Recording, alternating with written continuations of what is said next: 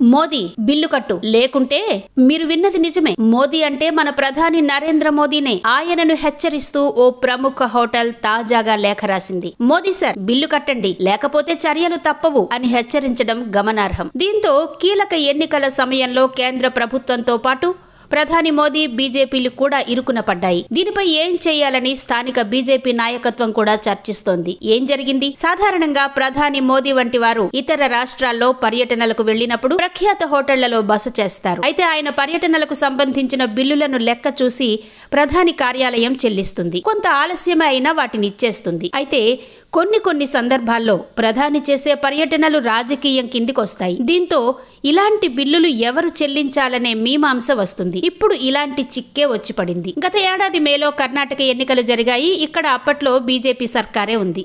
దీంతో దీనిని మరోసారి నిలబెట్టుకునేందుకు బీజేపీ బాగానే ప్రయత్నించింది. ఈ క్రమంలో ప్రధాని నరేంద్ర మోదీ 3 రోజుల పాటు రాష్ట్రంలోనే ఉండి ప్రచారం చేశారు. ఈ క్రమంలో మైసూర్లోని ఓ ప్యాలెస్ లో ప్రధాని బస చేశారు. 3 రోజులు ఆయన ఉన్నందుకు ఆయన సిబ్బందికి, ఇతర అధికారులకు కలిపి మొత్తం 84 లక్షల బిల్లయింది. అయితే దీనిని ఇప్పటి వరకు, అంటే ఎన్నికలు ముగిసి ఏడాది వరకు కూడా చెల్లించలేదు. దీనిపై అనేక సందర్భాల్లో ప్యాలెస్ సిబ్బంది అటు కేంద్ర ప్రభుత్వాన్ని, ఇటు బీజేపీని కూడా నిలదీశారు.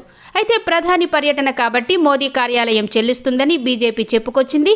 కానీ మోదీ కార్యాలయం మాత్రం ఇది రాజకీయ పర్యటన కాబట్టి తమకు సంబంధం లేదని తెలిపింది. మొత్తంగా 84 లక్షల బిల్లు పెండింగ్ లోనే ఉంది. ఇప్పుడు తాజాగా ఈ ప్యాలెస్ యాజమాన్యం ఇస్తారా, న్యాయపరమైన చర్యలు తీసుకోమంటారా అంటూ ప్రధానికి లేఖ రాయడం సంచలనంగా మారింది.